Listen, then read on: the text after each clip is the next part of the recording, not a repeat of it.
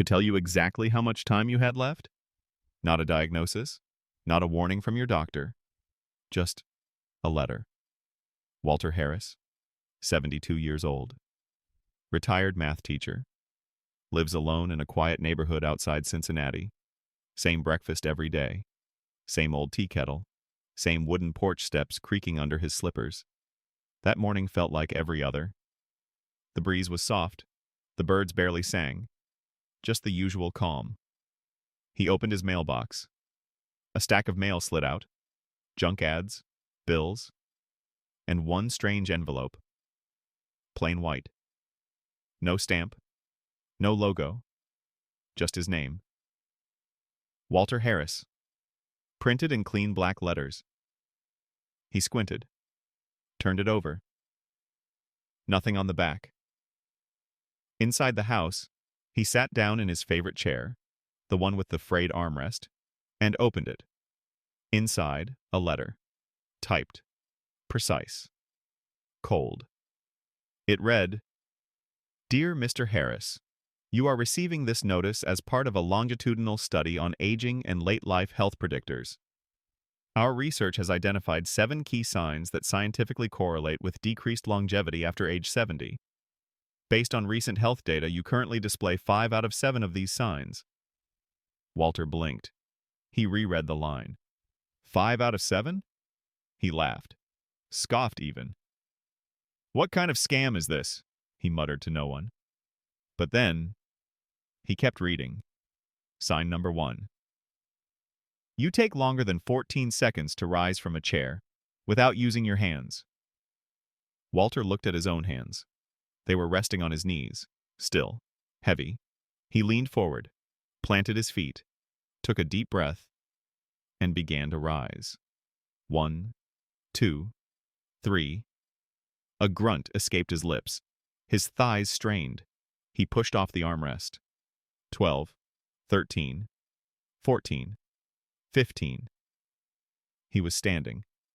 Just barely. 15 seconds. He sat back down. Slowly. The letter rested in his lap. Now, it didn't feel like junk mail. It felt personal. Targeted. He hadn't noticed it before. The stiffness in his knees, the way he leaned forward more lately, how he hesitated before standing up in public. Had he really slowed down that much? His heart beat just a little faster. Not from effort. From awareness. This was more than a silly study. It was a mirror. And Walter didn't like what he saw. He looked back down. There were 6 signs left on the page. He hadn't read them yet. But now, he had to. Because something about this letter felt real. Too real. If 5 of the signs were already in him, what did that mean for the time he had left? Walter Harris sat in silence.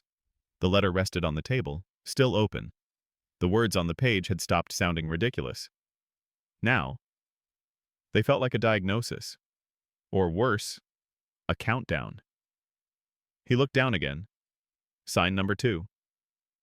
You rarely walk more than 1,000 steps a day. He frowned. Who was counting? He didn't own a smartwatch, didn't use a fitness tracker, but deep inside, he already knew the answer. Most days, he barely moved at all. Wake up, tea, porch, couch, maybe the kitchen, maybe the mailbox. That was it. He glanced toward the corner. His walking shoes were still tied, just like they were 3 days ago. Untouched. 1,000 steps sounded like nothing. But when you're 72, it starts to feel like a marathon. Walter stood slowly. The bones in his knees popped. He walked to the front door and looked outside. The sidewalk stretched down the block like a forgotten memory. A memory of someone who used to walk beside him. Ellen, his wife. They used to walk every evening after dinner, hand in hand, talking about nonsense, laughing about the neighbor's barking dog, watching the sun dip behind the rooftops. That was 5 years ago. before cancer took her, before the silence moved in. He hadn't walked like that since, not because he couldn't, but because he didn't want to, not without her. So he stayed inside, where it was quiet, where he didn't have to remember how alone he really was. But now, this letter was telling him that his stillness was shortening his life. Walter stepped outside. Cool air brushed against his face. He took a breath and walked. 1 step, then 2, then 10. By 27, his knee flared up. He winced, turned back around, and sat down. He hadn't made it halfway down the block, but at least he'd tried. He looked back at the letter. Still 5 more signs to go. He read the next one. Sign number 3. You've unintentionally lost more than 5% of your body weight in the last 6 months. He felt a strange twist in his stomach. He hadn't thought about it, but the pants had gotten looser, belts on the tighter notch, shirts hanging off his shoulders. His doctor had mentioned it casually 2 months ago. Lost a few pounds, huh, Walter? He just shrugged, blamed it on lighter meals. After Ellen died, his appetite went with her. Cooking for one felt pointless. Half the time, he ate crackers for dinner, or soup from a can. He walked to the bathroom and stepped on the old scale. Dust gathered at its base. 142. 6 months ago, he was 151. He remembered. It was on the medical chart. The nurse even said, still strong for 72. 9 pounds gone. Without trying. He looked at his reflection in the mirror. Thinner face, softer skin. His collarbone stood out more than it used to. And his eyes? They didn't look like they used to either. Back then, his eyes had spark. They danced when Ellen made a joke. They widened at good news. They closed with a smile when the grandkids visited. Now, they just stared back, like old photographs. Walter stepped back from the mirror and returned to his chair. 3 signs, and all of them matched. Exactly. This wasn't paranoia. This was a pattern. The kind of pattern he used to teach his students to recognize, before it was too late. He looked down at the paper, still folded, still patient, waiting for him to turn the page. What if the next sign was something he couldn't change? He reached for the letter again and kept reading. Walter Harris sat by the window. The letter now felt heavier than paper should. He had read 3 signs, 3 out of 7, and he matched them all. The chair creaked as he leaned back. Outside, the sky was overcast. Clouds sat still, like they were waiting for something. Walter wasn't sure what scared him more, the thought that the letter was right, or the fact that it might be too late to do anything about it. He looked down. Sign number 4. You sleep more than 9 hours a night or take frequent daytime naps. He blinked. Sleep? He didn't feel like he slept too much. But when he thought about it, he realized he was sleeping more than he used to. He wasn't tired, just blank. He'd wake up at 6:45 like always, sit on the porch, read nothing, then fall asleep again in the chair, sometimes twice a day. He used to call it resting his eyes. Now he wondered if he'd just been slipping away. There were days when he couldn't remember what he had for breakfast, because it had blurred into the nap afterward. 9 hours of night. Plus 1 or 2 in the afternoon. He was sleeping through life. The letter had a line beneath the sign. It read, excessive sleep in aging adults often reflects underlying inflammation, early cognitive decline, or depressive fatigue. Walter whispered aloud. Depressive fatigue. He didn't feel sad, exactly, but he hadn't felt happy in a long time either. He moved to the kitchen, opened the fridge. Everything inside was either expired or flavorless. He grabbed a bottle of water, then froze. The answering machine light was blinking. He hadn't noticed it before. He pressed the button. 1 new message. Hey, Dad, it's me, Lisa. I tried calling last week too. I hope you're okay. I know you're not big on phones, but I just wanted to hear your voice. The kids ask about you all the time. Anyway, uh, call me when you feel like it. I love you. Beep. Silence. Walter stared at the machine. His daughter. He hadn't spoken to her in almost 3 weeks. Not because of anger. Not because of distance. Just stillness. He'd let everything become too quiet. He reached for the paper again. Sign number 5. You've had little to no social interaction in the past week. His heart clenched. A whole week? He hadn't seen anyone. Hadn't spoken to anyone? No neighbor? No cashier? No visitor? He couldn't remember the last time someone said his name out loud. There were no Sunday brunches anymore. No game nights. No coffee chats. He used to call Lisa every Saturday. Used to visit the church book club. Used to wave at Jim from 2 houses down. Now, the phone sat untouched. The curtains stayed closed. The doors unopened. He didn't mean to disappear. He just faded. Like an old photograph left out in the sun too long. He sat back down. Took a long sip of water. Looked out the window again. 5 signs. And every single one of them was true. Not maybe. Not close. Exactly true. He looked down at his hands. Fingers slightly trembling. Skin thinner than he remembered. No wedding ring anymore. He whispered, "I've been drifting." Then he did something he hadn't done in months.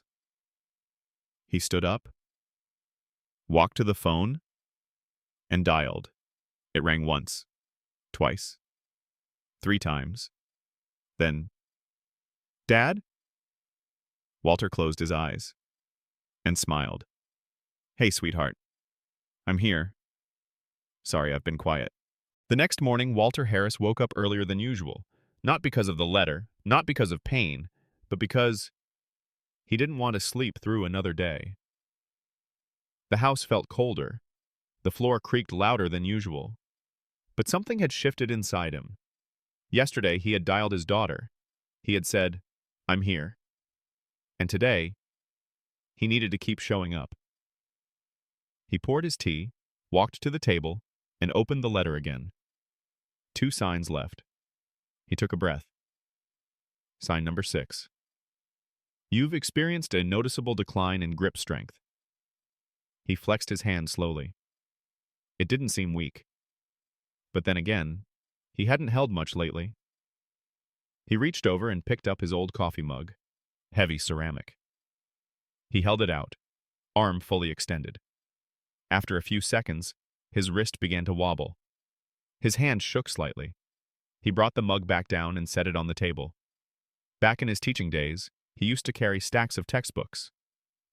Now, a mug of coffee made his hand tremble. He looked down at his fingers, once thick, once sure.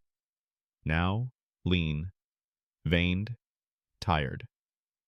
He remembered helping Ellen open jars, twist soda bottles, unscrew medicine caps. She used to smile and say, "Good thing I married a man with strong hands." His throat tightened, not from weakness, from memory. He opened the letter further.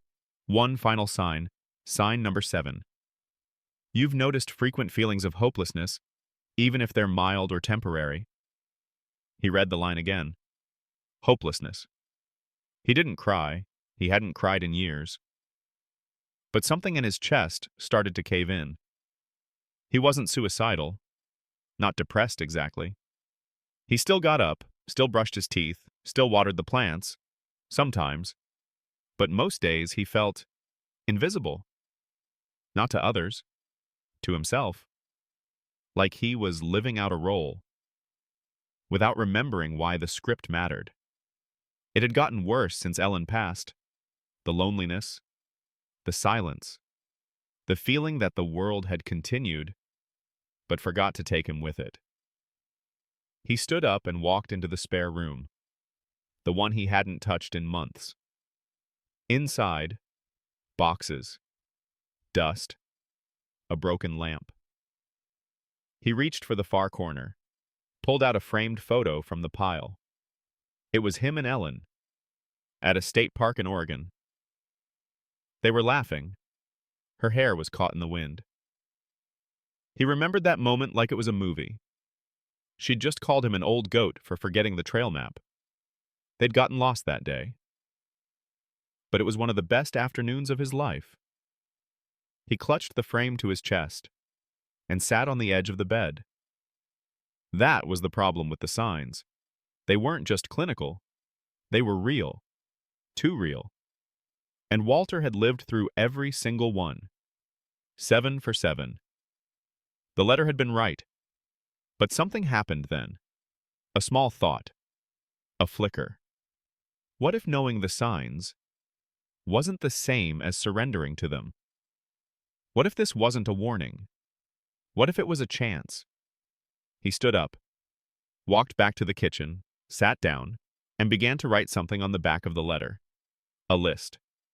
Walk every morning, even if it's just to the corner.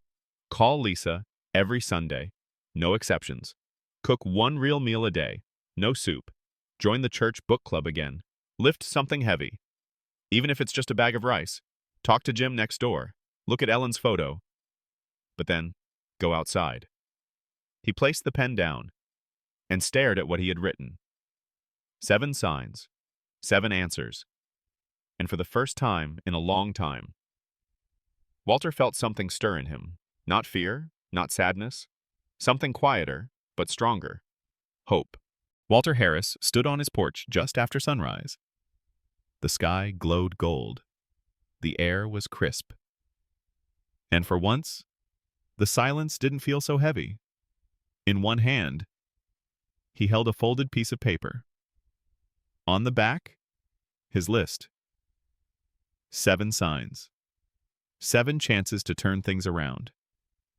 He took a deep breath and stepped off the porch. 1 step, then another, then 20. By the time he reached the corner, his legs ached. But this time he didn't stop. He walked an extra block, then turned back. His heart beat stronger than it had in weeks. Not fast, just present. That afternoon, he opened the curtains, let the light in, turned on the radio, and made lunch. Not soup from a can, but real food. Sautéed spinach, boiled eggs, whole grain toast. He sat down and ate slowly, mindfully. He felt full, not just from the meal, but from doing something for himself. At 3 o'clock, he picked up the phone. Lisa answered on the second ring. "Dad?" "Just calling to say hi," he said. "And to remind you, I'm still here." She laughed softly. "I missed your voice." They talked for 20 minutes. She told him about the kids, the dog, her new haircut. He listened and smiled the whole time. Before they hung up, she said, "I'm proud of you." Walter didn't say much back, but when the call ended, he sat for a moment staring at the phone and whispered, "I'm proud of me too." That weekend, he put on a clean shirt, comb in his pocket, and walked down the street to Jim's house. He knocked. Jim opened the door with a surprised look. "Walter?" "Yeah," he said. "Just realized I forgot how you take your coffee." Jim smiled. "Still 2 sugars." They sat on the porch together. Old men, new conversation. The breeze blew, the neighborhood hummed, and Walter laughed, loud and full. The kind of laugh that comes from the lungs, not the lips. It felt like the first one in years. Later that night, Walter stood in the bathroom. He picked up the same mug he had tested days ago. Held it out. 1 second. 2. 3. No shake. He grinned, set it down gently, and whispered, "Not bad, old man." Before bed, he walked into the spare room, picked up Ellen's photo, held it for a moment, then set it gently on the shelf, beside a small pot of fresh marigolds. "I still miss you," he said, "but I think you'd be glad I'm still trying." He turned out the lights, got into bed, and stared up at the ceiling. The letter still sat in the kitchen drawer, but he didn't need it anymore. He knew the signs now. But more importantly, he knew how to answer them, not with fear, not with surrender, but with motion, with voice, with food, with presence, with love. Walter Harris didn't change the world. He didn't reverse time, but he changed something far more powerful. He chose to live what he had left, not in fear of the end, but in gratitude for the days still to come.